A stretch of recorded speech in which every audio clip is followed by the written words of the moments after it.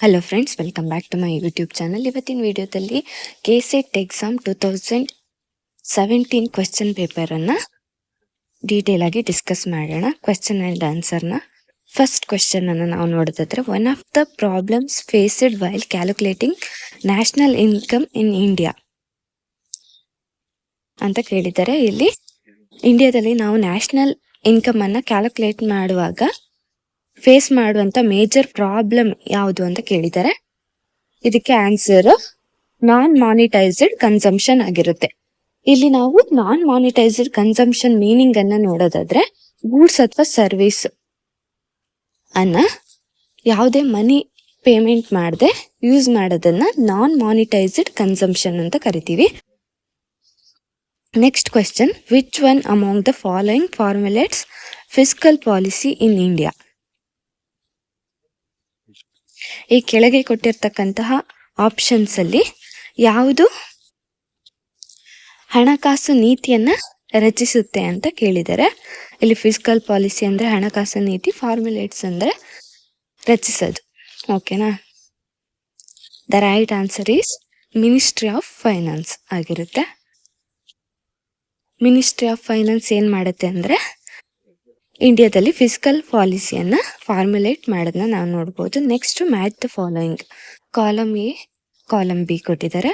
ಇಲ್ಲಿ ಆಲ್ರೆಡಿ ನಾನು ಮ್ಯಾಚ್ ಮಾಡಿ ಬರೆದಿದ್ದೀನಿ. ಇಲ್ಲಿ ವೇರಿಯಸ್ ಆಪ್ಷನ್ಸ್ ಅಂದ್ರೆ ಯೋಜನಾಸ್ ಅನ್ನ ಕೊಟ್ಟಿದ್ದಾರೆ. ನೆಕ್ಸ್ಟ್, ಅದು ಯಾವ ಇಯರ್ ಅಲ್ಲಿ ಎಸ್ಟಾಬ್ಲಿಷ್ ಆಯ್ತು ಅಂದ್ರೆ ಇಯರ್ಸ್ ಅನ್ನ ಕೊಟ್ಟಿದ್ದಾರೆ. ನಾವಿಲ್ಲಿ ಮ್ಯಾಚ್ ಮಾಡಿ ಬರಿಬೇಕಾಗುತ್ತೆ. First, national development council. National development council established in the year 1952 August 6 ಆಗಿರುತ್ತೆ. ನೆಕ್ಸ್ಟ್, ಇಂದಿರಾ ಆವಾಸ್ ಯೋಜನಾ, ಇದು ಯಾವಾಗ ಎಸ್ಟಾಬ್ಲಿಷ್ ಆಗಿರುತ್ತೆ ಅಂದ್ರೆ 1985 ಡ್ಯೂರಿಂಗ್ 7th 5-year ಪ್ಲಾನ್ ಅಲ್ಲಿ ಇದು ಎಸ್ಟಾಬ್ಲಿಷ್ ಆಗಿರುತ್ತೆ. ನೆಕ್ಸ್ಟ್, ಜವಾಹರ್ ರೋಜ್ಗಾರ್ ಯೋಜನಾ, ಇದು ಯಾವಾಗ ಎನಾಕ್ಟ್ಮೆಂಟ್ ಅಥವಾ ಎಸ್ಟಾಬ್ಲಿಷ್ಮೆಂಟ್ ಆಯಿತು ಅಂತ ನಾವು ನೋಡೋದಾದ್ರೆ 1989 ಏಪ್ರಿಲ್ 1 ಅಲ್ಲಿ ಎಸ್ಟಾಬ್ಲಿಷ್ಮೆಂಟ್ ಆಗಿರೋದನ್ನ ನಾವು ನೋಡ್ತೀವಿ. ಇದರ ಮೇನ್ ಇಂಟೆನ್ಷನ್ ಏನಪ್ಪ ಅಥವಾ ಪರ್ಪಸ್ ಏನಪ್ಪ ಅಂತ ನೋಡಿದ್ರೆ, ಕ್ರಿಯೇಟ್ ಜಾಬ್ ಆಪರ್ಚುನಿಟಿಯನ್ನು ಕ್ರಿಯೇಟ್ ಮಾಡೋದು ಇದ್ರ ಮೇನ್ ಇಂಟೆನ್ಷನ್ ಆಗಿರುತ್ತೆ. Next, national rural employment guarantee program, NREGA ಅಂತ ಕರಿತೀವಲ್ವಾ, ಅದು ಎನಾಕ್ಟ್ಮೆಂಟ್ ಆಗಿರೋದು 2005 ಅಲ್ಲಿ, ಬಟ್ ಅಫಿಷಿಯಲ್ ಆಗಿ ಲಾಂಚ್ ಆಗಿರೋದು 2006 ಫೆಬ್ರವರಿ 2 ಅಲ್ಲಿ. ಇದೆಲ್ಲ ಮೋಸ್ಟ್ ಇಂಪಾರ್ಟೆಂಟ್ ಆಗಿರುತ್ತೆ. ನಿಮಗೆ ಮ್ಯಾಚ್ ದ ಫಾಲೋಯಿಂಗ್ ಅಲ್ಲಿ ಕೇಳ್ಬೋದು ಅಥವಾ ಮಲ್ಟಿಪಲ್ ಟೈಪ್ ಆಫ್ ಕ್ವಶನ್ ಅಲ್ಲಿ ಕೇಳ್ಬೋದು. ಸೊ ಇಟ್ಕೊಳ್ಳಿ. ನೆಕ್ಸ್ಟ್ ಕ್ವಶನ್ ಅನ್ನ ನಾವು ನೋಡೋದಾದ್ರೆ, the age of discontinuity was written by. The age of discontinuity book ಯಾರಿಂದ ಬರೆಯಲ್ಪಟ್ಟಿದೆ ಅಂತ ನಾವು ನೋಡೋದಾದ್ರೆ ಆನ್ಸರ್ ಪೀಟರ್ ಎಫ್ ಡ್ರಕ್ಕರ್ ಆಗಿರ್ತಾರೆ. ನೆಕ್ಸ್ಟ್ ಕ್ವೆಶ್ಚನ್ ಅನ್ನ ನಾವು ನೋಡೋದಾದ್ರೆ, anticipate no gains but provide for all possible losses. This is the doctrine of. ಇದರಲ್ಲಿ ಏನ್ ಕೊಟ್ಟಿದ್ದಾರೆ ಅಂದ್ರೆ ಇದು ಏನನ್ನ ರೆಪ್ರೆಸೆಂಟ್ ಮಾಡುತ್ತೆ ಅಂತ ನಾವು ನೋಡೋದಾದ್ರೆ, ಲಾಭವನ್ನ ಎಕ್ಸ್ಪೆಕ್ಟ್ ಮಾಡಬೇಡ, ಬಟ್ ಫ್ಯೂಚರ್ ಅಲ್ಲಿ ಬರುವಂತಹ ಲಾಸಸ್ ಬಗ್ಗೆ ಅವೇರ್ನೆಸ್ ಇರಬೇಕಂತ ನಮಗೆ ಯಾವ ಕಾನ್ಸೆಪ್ಟ್ ಹೇಳುತ್ತೆ ಅಂತ ಕೇಳಿದ್ದಾರೆ. The right answer for this question is conservative ಅಥವಾ ಕನ್ಸರ್ವೇಟಿಸಮ್ ಕಾನ್ಸೆಪ್ಟ್ ಆಗಿರುತ್ತೆ. ಅಂದ್ರೆ ಸಂಗೋಪನೆ ಮಾಡುವಂಥದ್ದು, ಮನಿ ಅಥವಾ ರಿಸೋರ್ಸ್ ಅನ್ನ ಮಿತವಾಗಿ ಬಳಕೆ ಮಾಡೋದನ್ನ ನಾವು ಇಲ್ಲಿ ನೋಡ್ತೀವಿ. ಬಿಕಾಸ್ ಫ್ಯೂಚರ್ ಅಲ್ಲಿ ಬರುವಂತಹ ಲಾಸಸ್ ಅನ್ನ ಫೇಸ್ ಮಾಡ್ಲಿಕ್ಕೋಸ್ಕರ ಇರುವಂತಹ ರಿಸೋರ್ಸ್ ಅಥವಾ ಮನಿಯನ್ನ ಮಿತವಾಗಿ ಬಳಸೋದನ್ನ ನಾವಿಲ್ಲಿ ನೋಡ್ಬೋದು. Next, cash flow arising from interest paid in case of financial enterprise is classified as a cash flow from. Cash flow ಯಾವ್ದ್ರಿಂದ ಅರೈಸ್ ಆಗುತ್ತೆ ಅಂದ್ರೆ ಇಂಟ್ರೆಸ್ಟ್ ಪೇಮೆಂಟ್ ಅನ್ನ ಫಿನಾನ್ಷಿಯಲ್ ಎಂಟರ್ಪ್ರೈಸಸ್ ಅಲ್ಲಿ ಮಾಡೋದ್ರಿಂದ ಕ್ಯಾಶ್ ಫ್ಲೋ ಅರೈಸಸ್ ಆಗೋದನ್ನ ನಾವು cash flow from operating activities ಅಂತ ಕರಿತೀವಿ. ನೆಕ್ಸ್ಟ್, ಮ್ಯಾಚ್ ದ ಫಾಲೋಯಿಂಗ್ ಅನ್ನ ಕೊಟ್ಟಿದ್ದಾರೆ. ಇಲ್ಲಿ ಕಾಲಮ್ ಎ, ಕಾಲಮ್ ಬಿ ಅನ್ನ ನಾವು ನೋಡ್ಬೋದು. ಫಸ್ಟ್ ಏನ್ ಕೊಟ್ಟಿದ್ದಾರೆ ಕಾಲಮ್ ಇ ಅಲ್ಲಿ P V ratio full form ಏನಂದ್ರೆ profit volume ratio into sales. ಅದರ ರಿಸಲ್ಟ್ ಏನಾಗಿರುತ್ತೆ ಅಂದ್ರೆ ಕಾಂಟ್ರಿಬ್ಯೂಷನ್ ಆಗಿರುತ್ತೆ. ಇದು ಕಾಂಟ್ರಿಬ್ಯೂಷನ್ ನ ಫಾರ್ಮುಲಾ ಆಗಿರುತ್ತೆ. ಹಾಗೆ ಕಾಂಟ್ರಿಬ್ಯೂಷನ್ ಅನ್ನ ಫೈಂಡ್ ಔಟ್ ಮಾಡಕ್ಕೆ ಇರೋ ಇನ್ನೊಂದು ಫಾರ್ಮುಲಾವನ್ನ ನಾವು ನೋಡೋದಾದ್ರೆ ಸೇಲ್ಸ್ ಮೈನಸ್ ವೇರಿಯಬಲ್ ಕಾಸ್ಟ್ ಆಗಿರುತ್ತೆ. ಇದೆಲ್ಲ ನೆನ್ಪಿಟ್ಕೊಳ್ಳಿ. Next P V ratio into BEP sales. ಇಲ್ಲಿ ಪಿ ವಿ ರೇಷಿಯೋ ಅಂದ್ರೆ profit volume ratio into BEP sales ಅಂದ್ರೆ ಬ್ರೇಕ್ ಇವನ್ ಪಾಯಿಂಟ್ ಸೇಲ್ಸ್. ಏನ್ ರಿಸಲ್ಟ್ ಆಗುತ್ತೆ ಅಂತ ನಾವು ನೋಡಿದ್ರೆ fixed cost formula P V ratio into BEP sales ಆಗಿರುತ್ತೆ. Next P V ratio into margin of safety. ಇದು ಏನನ್ನ ರೆಪ್ರೆಸೆಂಟ್ ಮಾಡುತ್ತೆ ಅಂದ್ರೆ ಪ್ರಾಫಿಟ್ ಅನ್ನು ಫೈಂಡ್ ಔಟ್ ಮಾಡುವಂತ ಫಾರ್ಮುಲಾ ನಾವು ನೋಡೋದಾದ್ರೆ P V ratio into margin of safety ಆಗಿರುತ್ತೆ. Next 1 minus P V ratio. ಇದು ಏನನ್ನ ಇಂಡಿಕೇಟ್ ಮಾಡುತ್ತೆ ಅಂದ್ರೆ ವೇರಿಯಬಲ್ ಕಾಸ್ಟ್ ರೇಷಿಯೋ ಫಾರ್ಮುಲಾವನ್ನ ನಾವು ನೋಡೋದಾದ್ರೆ 1 ಮೈನಸ್ ಪ್ರಾಫಿಟ್ ವಾಲ್ಯೂಮ್ ರೇಷಿಯೋ ಆಗಿರುತ್ತೆ. ನೆಕ್ಸ್ಟ್ ಕ್ವಶನ್ ಅನ್ನ ನಾವು ನೋಡೋದಾದ್ರೆ the measure used to determine the degree of monopoly power is. ನಾವು different degree of monopoly power ಅನ್ನ ಯಾವ ಟರ್ಮ್ ಯೂಸ್ ಮಾಡಿ ಮೆಜರ್ ಮಾಡ್ತೀವಿ ಅಂತ ಕೇಳಿದ್ದಾರೆ. The right answer for this question is price cross elasticity of demand ಆಗಿರುತ್ತೆ. ಇದರಲ್ಲಿ ನಾವು ಏನನ್ನ ಯೂಸ್ ಮಾಡ್ತೀವಿ, price cross elasticity of demand ಅನ್ನ ಯೂಸ್ ಮಾಡಿ ಡಿಗ್ರಿ ಆಫ್ ಮೊನೋಪಲಿಯನ್ನ ಮೆಜರ್ ಮಾಡ್ತೀವಿ. ನೆಕ್ಸ್ಟ್ ಕ್ವೆಶ್ಚನ್ ಅನ್ನ ನಾವು ನೋಡೋದಾದ್ರೆ the optimum size of a firm can exist. ಒಂದು ಸಂಸ್ಥೆಯ ಅತ್ಯುತ್ತಮ ಗಾತ್ರವು ಯಾವುದ್ರ ಮೇಲೆ ಎಕ್ಸಿಸ್ಟ್ ಆಗಿರುತ್ತೆ ಅಂತ ನಾವು ನೋಡೋದಾದ್ರೆ the right answer is only under perfect competition ನಲ್ಲಿ ನಾವು optimum size of a firm ಅನ್ನ ನೋಡಬಹುದಾಗಿದೆ. ಟೈಪ್ ಆಫ್ ಕಾಂಪಿಟೇಷನ್ ಅಲ್ಲಿ ನಾವು ವೇರಿಯಸ್ ಟೈಪ್ ಆಫ್ ಕಾಂಪಿಟೇಷನ್ ಅನ್ನ ನಾವು ನೋಡ್ತೀವಿ. ಪರ್ಫೆಕ್ಟ್ ಕಾಂಪಿಟೇಷನ್ ಮಾರ್ಕೆಟ್ ಅಲ್ಲಿ ಯಾರಿರ್ತಾರೆ ಅಂದ್ರೆ ಮೆನಿ ಬೈಯರ್ಸ್ ಇರ್ತಾರೆ ಮತ್ತೆ ಸೆಲ್ಲರ್ಸ್ ಇರ್ತಾರೆ. ಇಲ್ಲಿ ಹೋಮೋಜಿನಿಯಸ್ ಆಗಿರುವಂತಹ ಪ್ರಾಡಕ್ಟ್ಸ್ ಅನ್ನ ನಾವು ನೋಡ್ಬೋದು. ಹೋಮೋಜಿನಿಯಸ್ ಅಂದ್ರೆ ಒಂದೇ ರೀತಿ ಇರ್ತಕ್ಕಂಥ ಪ್ರಾಡಕ್ಟ್ ಅನ್ನ ನಾವು ನೋಡ್ಬೋದು. ಇಲ್ಲಿ ಲಾರ್ಜ್ ನಂಬರ್ ಆಫ್ ಬೈಯರ್ಸ್ ಮತ್ತೆ ಸೆಲ್ಲರ್ಸ್ ಇರ್ತಾರೆ. ನೆಕ್ಸ್ಟ್ ಫ್ರೀ ಎಂಟ್ರಿ ಮತ್ತೆ ಎಕ್ಸಿಸ್ಟೆನ್ಸ್ ಇರುತ್ತೆ. ನೆಕ್ಸ್ಟ್ ಇದು ಲಾಂಗ್ ರನ್ ಔಟ್ಕಮ್ ಅನ್ನ ಗೇನ್ ಮಾಡುತ್ತೆ. ಇದೆಲ್ಲ main characteristics of perfect competition. ಇದನ್ನ ನೆನ್ಪಿಟ್ಕೊಳ್ಳಿ, ಮೋಸ್ಟ್ ಇಂಪಾರ್ಟೆಂಟ್ ಕ್ವೆಶ್ಚನ್ ಅದು. ಆಲ್ರೆಡಿ ಅದಕ್ಕೆ ಸಂಬಂಧಪಟ್ಟಿರುವ ಕ್ಲಾಸಸ್ ಅನ್ನ ನಾನು ಅಪ್ಲೋಡ್ ಮಾಡಿದ್ದೀನಿ, ನೀವು ಪ್ರೀವಿಯಸ್ ವಿಡಿಯೋದಲ್ಲಿ ಚೆಕ್ ಮಾಡ್ಕೊಳ್ಳಿ. Next question, formula for calculating marginal rate of technical substitution. MRTS ಅಂದ್ರೆ full form marginal rate of technical substitution. ಅದನ್ನ ಕ್ಯಾಲ್ಕುಲೇಟ್ ಮಾಡಲಿಕ್ಕೆ ಇರುವಂತಹ ಫಾರ್ಮುಲಾವನ್ನ ಇಲ್ಲಿ ಐಡೆಂಟಿಫೈ ಮಾಡಕ್ ಕೊಟ್ಟಿದ್ದಾರೆ. The right answer is marginal rate of technical substitution is equal to labour divided by capital ಆಗಿರುತ್ತೆ. Next match the following type of demand. ಇಲ್ಲಿ match the following ಅನ್ನ ಕೊಟ್ಟಿದ್ದಾರೆ. ನೆಕ್ಸ್ಟ್ ಅದಕ್ಕೆ ಎಕ್ಸಾಂಪಲ್ಸ್ ಅನ್ನ ಕೊಟ್ಟಿದ್ದಾರೆ. ಅದನ್ನ ನಾವು ಇಲ್ಲಿ ಮ್ಯಾಚ್ ಮಾಡಿ ಬರೀಬೇಕಾಗುತ್ತೆ. ಫಸ್ಟ್ ಏನ್ ಕೊಟ್ಟಿದ್ದಾರೆ, ಜಾಯಿಂಟ್ ಡಿಮ್ಯಾಂಡ್ ಅನ್ನ ಕೊಟ್ಟಿದ್ದಾರೆ. ನೆಕ್ಸ್ಟ್ ಜಾಯಿಂಟ್ ಸಪ್ಲೈ ಅನ್ನ ಕೊಟ್ಟಿದ್ದಾರೆ. ನೆಕ್ಸ್ಟ್ ಡಿರೈವ್ಡ್ ಡಿಮ್ಯಾಂಡ್ ಕೊಟ್ಟಿದ್ದಾರೆ. ನೆಕ್ಸ್ಟ್ ಕಾಂಪಿಟೇಟಿವ್ ಡಿಮ್ಯಾಂಡ್ ಅನ್ನ ಕೊಟ್ಟಿದ್ದಾರೆ. ಇಲ್ಲಿ ವೇರಿಯಸ್ ಆಪ್ಷನ್ಸ್ ಕೊಟ್ಟಿದ್ದಾರೆ. ಆಲ್ರೆಡಿ ನಾನು ಮ್ಯಾಚ್ ಮಾಡಿ ಬರೆದಿದ್ದೀನಿ. ಜಾಯಿಂಟ್ ಡಿಮ್ಯಾಂಡ್ ನ ಯಾವ್ದ್ರ ಜೊತೆ ನಾವು ಮ್ಯಾಚ್ ಮಾಡ್ತೀವಿ ಅಂದ್ರೆ ಟೀ ಮತ್ತೆ ಶುಗರ್ ಅನ್ನೋದು ಜಾಯಿಂಟ್ ಡಿಮ್ಯಾಂಡ್ ನ ಎಕ್ಸಾಂಪಲ್ ಆಗಿರುತ್ತೆ. 2 ಅಥವಾ 2ಕ್ಕಿಂತ ಹೆಚ್ಚಿನ ಗೂಡ್ಸ್ ಗಳಿಗೆ ಒಟ್ಟಿಗೆ ಡಿಮ್ಯಾಂಡ್ ಇದ್ರೆ ಅದನ್ನ ನಾವು ಜಾಯಿಂಟ್ ಡಿಮ್ಯಾಂಡ್ ಅಂತ ಕರಿತೀವಿ. ಈಗ ನಾವು ಟೀ ಅನ್ನು ಪ್ರಿಪೇರ್ ಮಾಡ್ಬೇಕಂದ್ರೆ ಶುಗರ್ ಬೇಕಾಗುತ್ತಲ್ವಾ, ಸೊ ಅದು ಜಾಯಿಂಟ್ ಆಗಿರುತ್ತೆ ಒಂದಕ್ಕೊಂದು. ಸೊ ಅದನ್ನ ನಾವು ಜಾಯಿಂಟ್ ಡಿಮ್ಯಾಂಡ್ಗೆ ಎಕ್ಸಾಂಪಲ್ ಆಗಿ ಕನ್ಸಿಡರ್ ಮಾಡ್ತೀವಿ. ನೆಕ್ಸ್ಟ್ ಜಾಯಿಂಟ್ ಸಪ್ಲೈ, ಬ್ರೆಡ್ ಮತ್ತೆ ಬಟರ್ ಅಥವಾ ಬೀಫ್ ಮತ್ತು ಹೈಡ್ ಆಯಿತಾ. ಇದು ಜಾಯಿಂಟ್ ಸಪ್ಲೈ ಆಗಿರುತ್ತೆ. ಉದಾಹರಣೆ ಬೀಫ್ ಮತ್ತು ಹೈಡ್ ಅಂದರೆ ಮಾಂಸ ಮತ್ತು ಚರ್ಮ ಒಟ್ಟಿಗೆ ಸಪ್ಲೈ ಮಾಡ್ತಾರಲ್ವಾ, ಸೊ ಅದು. ನೆಕ್ಸ್ಟ್ ಡಿರೈವ್ಡ್ ಡಿಮ್ಯಾಂಡ್ ರೈಸ್ ಆಗೋದು ಫ್ರಮ್ ರಿಲೇಟೆಡ್ ಗುಡ್ಸ್. ಒಂದು ಗೂಡ್ಸನ್ನು ಪರ್ಚೇಸ್ ಮಾಡಿದ್ರೆ ಅದರಿಂದ ಅರೈಸ್ ಆಗುವಂಥ ಡಿಮ್ಯಾಂಡನ್ನು ನಾವು ಡಿರೈವ್ಡ್ ಡಿಮ್ಯಾಂಡ್ ಅಂತ ಕರಿತೀವಿ. ಇದಕ್ಕೆ ಎಕ್ಸಾಂಪಲ್ನ ಮ್ಯಾಚ್ ಮಾಡಿ ಬರೆಯೋದಾದರೆ ಕಂಪ್ಯೂಟರ್ ಆಪರೇಟರ್ ಆಗಿರುತ್ತೆ. ನೆಕ್ಸ್ಟ್ ಕಾಂಪಿಟೇಟಿವ್ ಡಿಮ್ಯಾಂಡ್, ಪೆಪ್ಸಿ ಮತ್ತು ಕೋಕೋ ಕೋಲಾ 2 ಅಥವಾ 2ಕ್ಕಿಂತ ಹೆಚ್ಚಿನ ಪ್ರಾಡಕ್ಟ್ ಕ್ಲೋಸ್ ಸಬ್ಸ್ಟಿಟ್ಯೂಟ್ ಆಗಿದ್ರೆ, ಅಂದರೆ ಈಗ ಒಂದು ಗೂಡ್ಸಿನ ಪ್ರೈಸ್ ಜಾಸ್ತಿ ಆದ ಹಾಗೆ ಇನ್ನೊಂದು ಗೂಡ್ಸನ್ನು ನಾವು ಪ್ರಿಫರ್ ಮಾಡುವಂಥದ್ದು. ಈಗ ಪೆಪ್ಸಿ ಪ್ರೈಸ್ ಜಾಸ್ತಿ ಆದರೆ ಕೋಕೋ ಕೋಲಾವನ್ನು ರೆಫರ್ ಮಾಡೋದು. ಇದು ಕಾಂಪಿಟೇಟಿವ್ ಡಿಮ್ಯಾಂಡ್ಗೆ ಎಕ್ಸಾಂಪಲ್ ಆಗಿರುತ್ತೆ. Next the standard normal distribution has. Standard normal distribution ಏನನ್ನು ಹೊಂದಿರುತ್ತೆ ಅಂತ ನಾವು ನೋಡೋದಾದ್ರೆ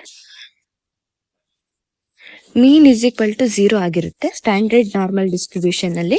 next standard deviation is equal to 1 ಆಗಿರೋದನ್ನ ನಾವು ನಾರ್ಮಲ್ ಡಿಸ್ಟ್ರಿಬ್ಯೂಷನ್ ಅಲ್ಲಿ ನೋಡ್ತೀವಿ. Next in testing of hypothesis the decision to use a single tailed or two tailed test depends upon. ಇಲ್ಲಿ ಏನ್ ಕೇಳಿದ್ದಾರೆ ಅಂದ್ರೆ ಹೈಪೋಥಿಸಿಸ್ ಅನ್ನ ಟೆಸ್ಟ್ ಮಾಡುವಾಗ ಸಿಂಗಲ್ ಟೈಲ್ಡ್ ಟೆಸ್ಟ್ ಯೂಸ್ ಮಾಡಬೇಕು ಅಥವಾ ಟೂ ಟೈಲ್ಡ್ ಟೆಸ್ಟ್ ಯೂಸ್ ಮಾಡಬೇಕು ಅನ್ನೋ ಡಿಸಿಷನ್ ಮೇನ್ ಆಗಿ ಯಾವುದ್ರ ಮೇಲೆ ಡಿಪೆಂಡ್ ಆಗಿರುತ್ತೆ ಅಂತ ನಾವು ನೋಡೋದಾದ್ರೆ answer is the alternative hypothesis ಮೇಲೆ ಡಿಪೆಂಡ್ ಆಗಿರುತ್ತೆ. ನೆಕ್ಸ್ಟ್ ಕ್ವೆಶ್ಚನ್ ಅನ್ನು ನಾವು ನೋಡೋದಾದ್ರೆ which of the following is not A type of random sampling. ಈ ಕೆಳಗೆ ಕೊಟ್ಟಿರ್ತಕ್ಕಂಥದ್ರಲ್ಲಿ ಯಾವುದು ರ್ಯಾಂಡಮ್ ಸ್ಯಾಂಪ್ಲಿಂಗ್ ಟೈಪ್ ಆಗಿರೋದಿಲ್ಲ ಅಂತ ಕೊಟ್ಟಿದ್ದಾರೆ. ರ್ಯಾಂಡಮ್ ಸ್ಯಾಂಪ್ಲಿಂಗ್ ಅಂದರೆ ಮೇಯ್ನ್ ಆಗಿ 2 ಟೈಪ್ ಆಫ್ ಸ್ಯಾಂಪ್ಲಿಂಗ್ ಇರುತ್ತೆ. ಒಂದು ರ್ಯಾಂಡಮ್ ಸ್ಯಾಂಪ್ಲಿಂಗ್ ಅಥವಾ ಪ್ರೊಬ್ಯಾಬಿಲಿಟಿ ಸ್ಯಾಂಪ್ಲಿಂಗ್ ಅಂತ ಕರಿತೀವಿ. ಇನ್ನೊಂದು ನಾನ್ ರ್ಯಾಂಡಮ್ ಸ್ಯಾಂಪ್ಲಿಂಗ್ ಅಥವಾ non probability sampling. Random sampling ಅಥವಾ ಪ್ರೊಬ್ಯಾಬಿಲಿಟಿ ಸ್ಯಾಂಪ್ಲಿಂಗ್ ಇಲ್ಲಿ ಏನಾಗಿರುತ್ತೆ ಅಂದರೆ ಇದರಲ್ಲಿರುವಂಥ each members equal chance of selection ಅನ್ನು ಹೊಂದಿರ್ತಾರೆ. ನೆಕ್ಸ್ಟ್ ನಾನ್ ಪ್ರೊಬ್ಯಾಬಿಲಿಟಿಯಲ್ಲಿ ಸೆಲೆಕ್ಷನ್ ಅನ್ನೋದು ಯಾವುದ್ರ ಮೇಲೆ ಮೇನ್ ಆಗಿ ಡಿಪೆಂಡ್ ಆಗಿರುತ್ತೆ ಅಂದರೆ ಚಾಯ್ಸ್ ಅಥವಾ ಲಕ್ ಮೇಲೆ ಬೇಸಿಸ್ ಆಗಿರೋದನ್ನ ನಾವು ನೋಡ್ಬೋದು.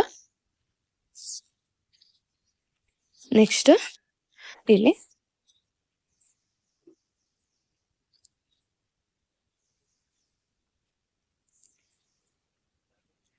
ನೆಕ್ಸ್ಟ್ ನಾವು ರ್ಯಾಂಡಮ್ ಸ್ಯಾಂಪ್ಲಿಂಗ್ ಟೈಪ್ಸ್ ಮತ್ತು ನಾನ್ ರ್ಯಾಂಡಮ್ ಸ್ಯಾಂಪ್ಲಿಂಗ್ ಟೈಪ್ಸ್ ಅನ್ನು ನಾವು ನೋಡೋದಾದ್ರೆ random sampling types non random sampling types most important.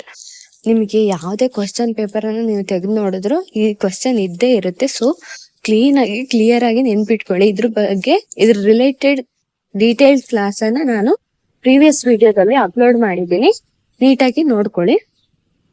Random sampling methods types ನಾವು ನೋಡೋದಾದ್ರೆ ಒಂದು ಸಿಂಪಲ್ ರ್ಯಾಂಡಮ್ ಸ್ಯಾಂಪ್ಲಿಂಗ್ ಬರುತ್ತೆ, ಇನ್ನೊಂದು ಸಿಸ್ಟಮ್ಯಾಟಿಕ್ ರ್ಯಾಂಡಮ್ ಸ್ಯಾಂಪ್ಲಿಂಗ್ ಬರುತ್ತೆ, ನೆಕ್ಸ್ಟ್ ಸ್ಟ್ರಾಟಿಫೈಡ್ ಸ್ಯಾಂಪ್ಲಿಂಗ್ ಬರುತ್ತೆ, ನೆಕ್ಸ್ಟ್ ಕ್ಲಸ್ಟರ್ ಸ್ಯಾಂಪ್ಲಿಂಗ್ ಬರುತ್ತೆ, ನೆಕ್ಸ್ಟ್ ಮಲ್ಟಿವೇರಿಯೇಟ್ ಸ್ಯಾಂಪ್ಲಿಂಗ್ ಬರುತ್ತೆ. ನೀವು ಇದಕ್ಕೆ ಕೋಡನ್ನು ನೆನ್ಪಿಟ್ಕೊಳ್ಳಿ. ನಾನು SQCM ಅಂತ ನೆನ್ಪಿಟ್ಕೊಂಡಿದ್ದೆ ಬಿಕಾಸ್ ನಮಗೆ ಈಸಿಯಾಗಿ ನೆನಪಿರುತ್ತೆ, ಫಿಕ್ಸ್ಡ್ ಕ್ವಶನ್ ಅಲ್ವಾ. ಸೊ ಅದಕ್ಕೆ simple random sampling, systematic, stratified, cluster, multivariate ಬಂದರೆ ಅದು ರ್ಯಾಂಡಮ್ ಅಥವಾ ಪ್ರೊಬ್ಯಾಬಿಲಿಟಿ ಸ್ಯಾಂಪ್ಲಿಂಗ್ ಮೆಥಡ್ ಟೈಪ್ಸ್ ಆಗಿರುತ್ತೆ. ನೆಕ್ಸ್ಟ್ ನಾನ್ ರ್ಯಾಂಡಮ್ ಸ್ಯಾಂಪ್ಲಿಂಗ್, ಈ 5 ಆಪ್ಷನ್ಸ್ ಬಿಟ್ಟು ಬೇರೆ ಯಾವುದು ಬಂದರೂ ಅದು ನಾನ್ ರ್ಯಾಂಡಮ್ ಸ್ಯಾಂಪ್ಲಿಂಗ್ ಮೆಥಡ್ಸ್ ಆಗಿರುತ್ತೆ, ಅದನ್ನ ನೆನ್ಪಿಟ್ಕೊಳ್ಳಿ. ನಾನ್ ರ್ಯಾಂಡಮ್ ಸ್ಯಾಂಪ್ಲಿಂಗ್ ಮೆಥಡ್ ಟೈಪ್ಸ್ ಅನ್ನು ನಾವು ನೋಡೋದಾದ್ರೆ ಫಸ್ಟ್ ಕನ್ವೀನಿಯನ್ಸ್ ಸ್ಯಾಂಪ್ಲಿಂಗ್ ಮೆಥಡ್ ಬರುತ್ತೆ, ನೆಕ್ಸ್ಟ್ ಪರ್ಪೋಸಿವ್ ಅಥವಾ ಜಡ್ಜ್ಮೆಂಟ್ ಸ್ಯಾಂಪ್ಲಿಂಗ್ ಮೆಥಡ್ ಅನ್ನ ನಾವು ನೋಡ್ಬೋದು, ನೆಕ್ಸ್ಟ್ ಸ್ನೋಬಾಲ್ ಸ್ಯಾಂಪ್ಲಿಂಗ್ ಮೆಥಡ್ ಅನ್ನ ನೋಡ್ಬೋದು, ಕೋಟಾ ಸ್ಯಾಂಪ್ಲಿಂಗ್ ಮೆಥಡ್. ಇದೆಲ್ಲ ನಾನ್ ರ್ಯಾಂಡಮ್ ಸ್ಯಾಂಪ್ಲಿಂಗ್ ಮೆಥಡ್ಸ್ ಆಗಿರುತ್ತೆ. Next 2 variables R perfectly positive correlated when the correlation coefficient is standard deviation 1 ಆಗಿರಬೇಕು, ನೆಕ್ಸ್ಟ್ ಸ್ಟ್ಯಾಂಡರ್ಡ್ ಡಿವಿಯೇಷನ್ 2 ಆಗಿರಬೇಕು. The right answer is standard deviation 1 and standard deviation 2 ಆಗಿರುತ್ತೆ. The 2 variables are perfectly positive correlated when the correlation coefficient is standard deviation 1, standard deviation 2.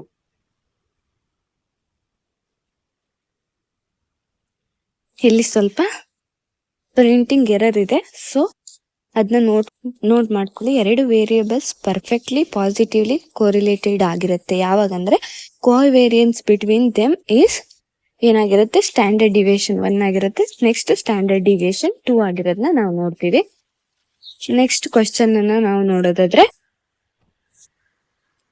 For processing cheques data scanning by banks is done with the help of. Next question ಯಾವುದು ಅಂತ ನಾವು ಇಲ್ಲಿ ನೋಡೋದಾದ್ರೆ, check ಅನ್ನ process ಮಾಡೋ ಉದ್ದೇಶದಿಂದ ಬ್ಯಾಂಕ್ಗಳಲ್ಲಿ data scanning ಯಾವ್ದರ ಹೆಲ್ಪ್ ಮುಖಾಂತರ ನಡೆಯುತ್ತೆ ಅಂತ ನಾವಿಲ್ಲಿ ನೋಡ್ಬೋದು. MICR ಮೂಲಕ ಬ್ಯಾಂಕ್ಗಳಲ್ಲಿ ಡಾಟಾ ಸ್ಕ್ಯಾನಿಂಗ್ ಚೆಕ್ ಅನ್ನು ಪ್ರೋಸೆಸ್ ಮಾಡುವಂತಹ ಸಂದರ್ಭದಲ್ಲಿ ನಡೆಯುತ್ತೆ. MICR ಅಂದ್ರೆ ಏನಪ್ಪಾ ಅಂತ ನೋಡೋದಾದ್ರೆ, ಮ್ಯಾಗ್ನೆಟಿಕ್ ಇನ್ ಕ್ಯಾರೆಕ್ಟರ್ ರೆಕಗ್ನಿಷನ್. ಇದನ್ನ ನಾವು ಯಾವ ಪರ್ಪಸ್ಸಿಗೋಸ್ಕರ ಯೂಸ್ ಮಾಡ್ತೀವಿ ಅಂದ್ರೆ, ಇದನ್ನ ಸೆಕ್ಯೂರಿಟಿ ಮತ್ತೆ ಕ್ವಿಕ್ ಆಗಿ ಚೆಕ್ ಅಥವಾ ಫಿನಾನ್ಷಿಯಲ್ ಡಾಕ್ಯುಮೆಂಟ್ಸ್ ನ ಪ್ರೋಸೆಸ್ ಮಾಡ್ಲಿಕ್ಕೆ MICR ಅನ್ನ ನಾವು ಯೂಸ್ ಮಾಡ್ತೀವಿ. Next question, which function of management is referred to as the essence of management. ಇಲ್ಲಿ ವೇರಿಯಸ್ ಆಪ್ಷನ್ಸ್ ಅನ್ನ ಕೊಟ್ಟಿದ್ದಾರೆ. ನಾವು ರೈಟ್ ಆನ್ಸರ್ನ ಚೂಸ್ ಮಾಡಿ ಬರೀಬೇಕಾಗಿರುತ್ತೆ. ನಾನು ಇಲ್ಲಿ ಆಲ್ರೆಡಿ ಬರ್ತಿದ್ದೀನಿ. ಆನ್ಸರ್ ಏನಪ್ಪಾ ಅಂದ್ರೆ ಕೋಆರ್ಡಿನೇಟಿಂಗ್ ಆಗಿರುತ್ತೆ. ಮ್ಯಾನೇಜ್ಮೆಂಟ್ ನ ಯಾವ ಫಂಕ್ಷನ್ ಅನ್ನ ಎಸೆನ್ಸ್ ಆಫ್ ಮ್ಯಾನೇಜ್ಮೆಂಟ್ ಆಗಿ ಕನ್ಸಿಡರ್ ಮಾಡ್ತೀವಿ ಅಂತ ಕೇಳಿದ್ದಾರೆ. ಕೋಆರ್ಡಿನೇಷನ್ ಅನ್ನು ನಾವು ಎಸೆನ್ಸ್ ಆಫ್ ಮ್ಯಾನೇಜ್ಮೆಂಟ್ ಅಂತ ಕನ್ಸಿಡರ್ ಮಾಡ್ತೀವಿ. ಕೋಆರ್ಡಿನೇಷನ್ ಅಲ್ಲಿ ಏನಾಗುತ್ತೆ ಅಂದ್ರೆ, ಡಿಫ್ರೆಂಟ್ ಥಿಂಗ್ಸ್ ಅಥವಾ peoples working together is known as coordination ಆಗಿರುತ್ತೆ. Next, match the following management thinkers. ಆಯ್ತಾ, ಲಿಸ್ಟ್ 1 ಕೊಟ್ಟಿದ್ದಾರೆ. ನೆಕ್ಸ್ಟ್ ಲಿಸ್ಟ್ 2 ಅನ್ನ ನಾವಿಲ್ಲಿ ನೋಡ್ಬೋದು. Next first one, Mary Parker Follett. ಅವರು ಯಾವ ಥಿಯರಿಯನ್ನ ಕೊಟ್ಟಿದ್ದಾರೆ ಅಂತ ನಾವು ನೋಡೋದಾದ್ರೆ, bridging scientific management and human relation ಅನ್ನ ಕೊಟ್ಟಿದ್ದಾರೆ. ನೆಕ್ಸ್ಟ್ ಎಲ್ ಉರ್ವಿಕ್, ಅವರು ಮ್ಯಾನೇಜ್ಮೆಂಟ್ ಸೈನ್ಸ್ ಅನ್ನ ಕೊಟ್ಟಿದ್ದಾರೆ. ನೆಕ್ಸ್ಟ್ ಮ್ಯಾಕ್ಸ್ ವೆಬರ್, ಐಡಿಯಲ್ ಬ್ಯೂರೋಕ್ರಸಿಯನ್ನ ಕೊಟ್ಟಿದ್ದಾರೆ. ನೆಕ್ಸ್ಟ್ ಬ್ಲೇಕ್ ಅಂಡ್ ಮೌಟನ್, ಅವರು concern for people and concern for production ಅನ್ನ ಕೊಟ್ಟಿದ್ದಾರೆ. ಇದನ್ನ ನೆನ್ಪಿಟ್ಕೊಳ್ಳಿ. ಇದೆಲ್ಲ ನಿಮಗೆ ಮ್ಯಾಚ್ ದ ಫಾಲೋಯಿಂಗ್ ಅಲ್ಲಿ ಕೇಳ್ಬೋದು ಅಥವಾ multiple choice type of question ಅಲ್ಲಿ ಕೇಳ್ಬೋದು. Next question, in the process of delegation authority the supervisor delegates. Delegation of authority process ಅಲ್ಲಿ ಸೂಪರ್ವೈಸರ್ ಏನನ್ನ ಡೆಲಿಗೇಟ್ ಮಾಡ್ತಾರೆ ಅಂತ ನಾವು ನೋಡೋದಾದ್ರೆ, ಅಥಾರಿಟಿ ಮತ್ತೆ ರೆಸ್ಪಾನ್ಸಿಬಿಲಿಟಿಯನ್ನ ಡೆಲಿಗೇಟ್ ಮಾಡೋದನ್ನ ನಾವು ನೋಡ್ಬೋದು. ನಿಮ್ಗೆಲ್ಲ ಡೌಟ್ಸ್ ಇರ್ಬೋದು, ಡೆಲಿಗೇಷನ್ ಅಂದ್ರೆ ಏನಪ್ಪಾ ಅಂತ. ಡೆಲಿಗೇಷನ್ ಆಫ್ ಅಥಾರಿಟಿ ಅಂದ್ರೆ ಲೀಡರ್ ಅಥವಾ ಮ್ಯಾನೇಜರ್ ಟಾಸ್ಕ್ ಮತ್ತೆ ಡಿಸಿಷನ್ ಮೇಕಿಂಗ್ ಪವರ್ ಅನ್ನ ಟೀಮ್ ಮೆಂಬರ್ಸ್ಗೆ ಟ್ರಾನ್ಸ್ಫರ್ ಮಾಡೋದು ಅನ್ನ ನಾವು ಏನಂತ ಕರಿತೀವಿ, ಡೆಲಿಗೇಷನ್ ಆಫ್ ಅಥಾರಿಟಿ ಅಂತ ಕರಿತೀವಿ. ನೆಕ್ಸ್ಟ್ ಕ್ವಶನ್ ಅನ್ನ ನಾವು ನೋಡೋದಾದ್ರೆ, power derived from the status or position of a person in an organisation is called.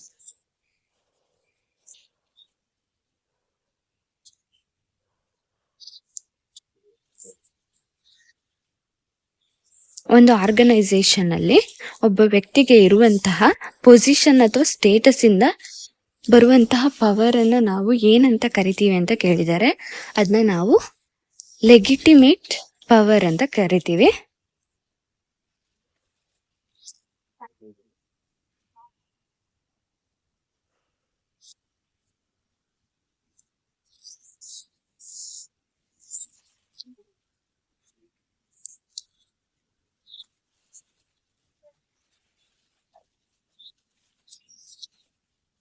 ಇಲ್ಲಿ ಲೆಗಿಟಿಮೇಟ್ ಪವರ್ ಅಂದ್ರೆ ಏನಪ್ಪಾ ಅಂತ ನಾವು ನೋಡೋದಾದ್ರೆ, ನ್ಯಾಯಸಮ್ಮತ ಅಧಿಕಾರ ಅಂತ ಕರಿತೀವಿ. ನೆಕ್ಸ್ಟ್ ಕ್ವಶನ್ ಅನ್ನ ನಾವು ನೋಡೋದಾದ್ರೆ, ಮ್ಯಾಚ್ ದ ಫಾಲೋಯಿಂಗ್ ಅನ್ನ ಕೊಟ್ಟಿದ್ದಾರೆ. ಇಲ್ಲಿ ವೇರಿಯಸ್ ಬ್ಯಾಂಕ್ ನೇಮ್ ಅನ್ನ ನಾವು ನೋಡ್ಬೋದು ಮತ್ತೆ ಅದರ ಟ್ಯಾಗ್ ಲೈನ್ಸ್ ಅನ್ನ ನಾವಿಲ್ಲಿ ನೋಡ್ಬೋದು. First one, bank of Baroda. Bank of Baroda tag line ಅನ್ನ ನಾವು ನೋಡೋದಾದ್ರೆ, ಇಂಡಿಯಾಸ್ ಇಂಟರ್ನ್ಯಾಷನಲ್ ಬ್ಯಾಂಕ್ ಆಗಿರುತ್ತೆ. ನೆಕ್ಸ್ಟ್ ಬ್ಯಾಂಕ್ ಆಫ್ ರಾಜಸ್ಥಾನ್ ಅದರ ಟ್ಯಾಗ್ಲೈನ್, ಆ ಬ್ಯಾಂಕ್ನ ಟ್ಯಾಗ್ಲೈನ್ ಅನ್ನು ನಾವು ನೋಡೋದಾದ್ರೆ ಡೇರ್ ಟು ಡ್ರೀಮ್ ಆಗಿರುತ್ತೆ. ನೆಕ್ಸ್ಟ್ HSBC ಬ್ಯಾಂಕ್ನ ಟ್ಯಾಗ್ಲೈನ್ ಅನ್ನು ನಾವು ನೋಡೋದಾದ್ರೆ ದ ವರ್ಲ್ಡ್ ಲೋಕಲ್ ಬ್ಯಾಂಕ್ ಆಗಿರುತ್ತೆ. ನೆಕ್ಸ್ಟ್ ಸ್ಟ್ಯಾಂಡರ್ಡ್ ಚಾರ್ಟರ್ಡ್ ಬ್ಯಾಂಕ್, ಇದ್ರ ಟ್ಯಾಗ್ಲೈನ್ ಅನ್ನು ನೋಡೋದಾದ್ರೆ ಯುವರ್ ರೈಟ್ ಪಾರ್ಟ್ನರ್ ಆಗಿರುತ್ತೆ. ನೆಕ್ಸ್ಟ್ ಕ್ವಶನ್ ಅನ್ನ ನಾವು ನೋಡೋದಾದ್ರೆ A group of people with shared values and beliefs based on common life experience and set of relationship is called. And the group of people with shared value system based on common life experience and situation is called cultural groups ಆಗಿರುತ್ತೆ. Next question ಅನ್ನ ನಾವು ನೋಡೋದಾದ್ರೆ providing a total package of related goods and services to solve a customer need is called. Customer needs ಅನ್ನ solve ಮಾಡಲಿಕ್ಕೆ related goods ಅಥವಾ services ನ total package ಅನ್ನ provide ಮಾಡೋದನ್ನ ನಾವು ಏನಂತ ಕರಿತೀವಿ ಅಂದ್ರೆ ಸಿಸ್ಟಮ್ ಸೆಲ್ಲಿಂಗ್ ಅಂತ ಕರಿತೀವಿ. Next question, a set of consumer identified in a particular way and having access to a particular offer is called. ಒಂದು set of customer particular offer ಅನ್ನ ಪಡೆಯೋ ಇಂಟ್ರೆಸ್ಟ್ ಹೊಂದಿರೋದನ್ನ ನಾವು ಏನಂತ ಕರಿತೀವಿ ಅಂದ್ರೆ ಟಾರ್ಗೆಟ್ ಮಾರ್ಕೆಟ್ ಅಂತ ಕರಿತೀವಿ. Next, maintenance of dividend at a desired level is the hall mark of.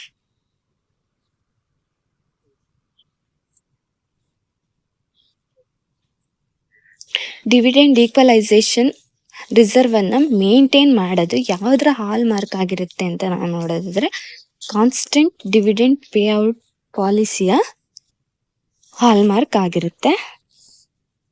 Next, money cash flow are to be discontinued by. Money cash flow are to be discontinued by using ಯಾವ್ದ್ರನ್ನ use ಮಾಡೋದ್ರಿಂದ money cash flow discontinued ಆಗುತ್ತೆ ಅಂತ ನಾವು ನೋಡೋದಾದ್ರೆ money discount rate ಅನ್ನ use ಮಾಡೋದ್ರಿಂದ money cash flow discount ಆಗೋದನ್ನ ನಾವು ನೋಡ್ಬೋದು.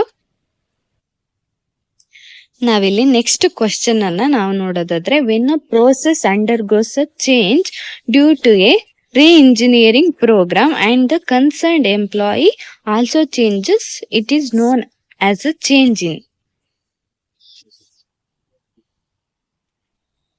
The right answer for this question is job profile ಆಗಿರುತ್ತೆ. Next, which of the following is the human resource model. ಕೆಳಗೆ ಕೊಟ್ಟಿರ್ತಕ್ಕಂಥ ಆಪ್ಷನ್ಸ್ ಅಲ್ಲಿ ಯಾವುದು ಹ್ಯೂಮನ್ ರಿಸೋರ್ಸ್ ಮಾಡೆಲ್ ಆಗಿರುತ್ತೆ ಅಂತ ಕೇಳಿದರೆ ಹಾರ್ವರ್ಡ್ ಮಾಡೆಲ್ ಅದನ್ನ ನಾವ್ ಏನಂತ ಕರಿತೀವಿ, ಹ್ಯೂಮನ್ ರಿಸೋರ್ಸ್ ಮಾಡೆಲ್ ಅಂತ ಕರಿತೀವಿ. ನೆಕ್ಸ್ಟ್, ಇಲ್ಲಿ ಒಂದು ಮ್ಯಾಚ್ ದ ಫಾಲೋಯಿಂಗ್ ಅನ್ನ ನೋಡ್ಬೋದು, ಅದರ ಫಂಕ್ಷನ್ಸ್ ಜೊತೆ ಲಿಸ್ಟ್ ಎ ಕೊಟ್ಟಿದ್ದಾರೆ. ನೆಕ್ಸ್ಟ್ ಲಿಸ್ಟ್ ಬಿ ಅನ್ನ ನಾವು ನೋಡ್ಬೋದು. ಇಲ್ಲಿ ಫಂಕ್ಷನಲ್ ಅನ್ನ ಕೊಟ್ಟಿದ್ದಾರೆ, ಆರ್ಗನೈಸೇಷನಲ್ ಅನ್ನ ಕೊಟ್ಟಿದ್ದಾರೆ, ನೆಕ್ಸ್ಟ್ ಸೊಸೈಟಲ್ ಅನ್ನ ಕೊಟ್ಟಿದ್ದಾರೆ, ನೆಕ್ಸ್ಟ್ ಪರ್ಸನಲ್ ಅನ್ನ ನಾವು ನೋಡ್ಬೋದು. ಫಂಕ್ಷನಲ್ ಆರ್ಗನೈಸೇಷನ್ ಆಬ್ಜೆಕ್ಟಿವ್ ಏನಂದ್ರೆ ಅಸೆಸ್ಮೆಂಟ್ ಅನ್ನ ಮಾಡುವಂತದ್ದು ಇದರ ಫಂಕ್ಷನ್ಸ್ ಆಗಿರುತ್ತೆ. Next organisational